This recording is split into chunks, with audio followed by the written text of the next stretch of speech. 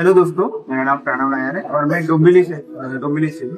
आज हम लोग एक कलाकार के पास आए हैं जो 7 साल से कलाकारी कर रहे हैं। आज आपको एक अलग अलग टाइप के आपको गणपति की मूर्ति दिखाऊंगा मैं। और तो जो कलाकार के बारे में बता रहा था, ये कलाकार। नमस्कार, माझं नाव राहुल नवीचंद्र ठक्कर.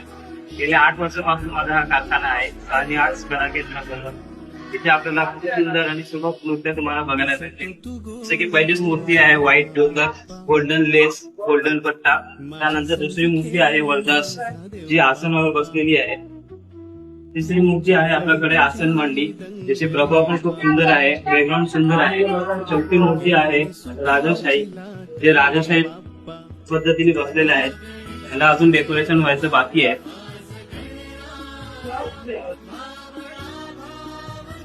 बघितलं की आपली जुनी परंपरा शाडू मातीची, ओके, जी वर्षानुवर्ष चालत आली आहे. शाडू माती सगळ्यांना लागतेच. जशी इको फ्रेंडली आहे, तुम्ही बकेट मध्ये पण विसर्जन करू शकता.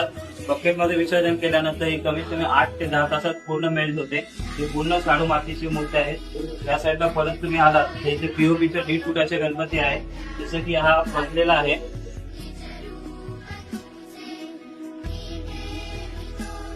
बद्दल मी थोडी माहिती देतो. जसे की 1.5 फुटाचे गणपती आहे. 1.5 फुटाचे गणपती आपल्याकडे पूर्ण सजवून आपण रेडी करून देतो, कस्टमाइज करून देतो. कमीत कमी 4.5 पासून आपल्याकडे स्टार्ट आहे. 4,500, 4,000. साध्या मूर्त्या घेतल्या तुम्हाला 3,000, 3,500. जसे की आपण आर्मीचं काम बघू शकतात. आम्ही पूर्ण आर्मी लिखाई वगैरे इथेच करून देतो. डायमंड आहे, डायमंडची जशी तुम्ही कला बघतात, डायमंड आम्ही अमेरिकन डायमंड वापरतो, गुजरातवरून आणलेले डायमंड वापरतो. त्याचप्रमाणे फेटा घातलेली मूर्ती आहे. त्याला डायमंड नाही केले तरी फेटामध्ये सुंदर दिसते. आखणी कला काही सुंदर आहे. त्यानंतर असं चाललेली त्याचं तुम्ही बघतात प्रत्येक ठिकाणी या मूर्त्या फेमस आहेत.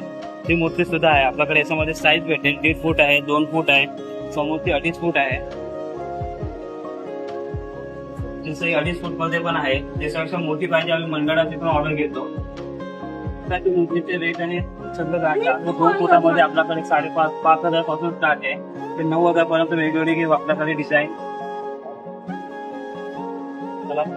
त्याला आता बालमूर्ती आपण बघणार आहोत. बालमूर्तीमध्ये आपल्याकडे मोरासोबत बसलेली मूर्ती आहे. त्यानंतर सेकंड आहे ते दगडावर बसलेले आहे.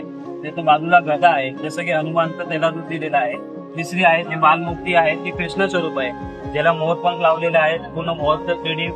दादा आपका ये लोकेशन क्या है? अच्छा, तुम्ही इकडे बराच चांगल्या मूर्त्या पाहिल्या. तुम्हाला पण बुकिंग करायची खूप आवड असेल तर तुम्ही येऊ शकता. डोंबिवली ईस्ट 4 रस्ता near bank of Maharashtra, Jain मंदिरच्या बाजूला, गाडा नंबर 5, जानी आर्ट्स.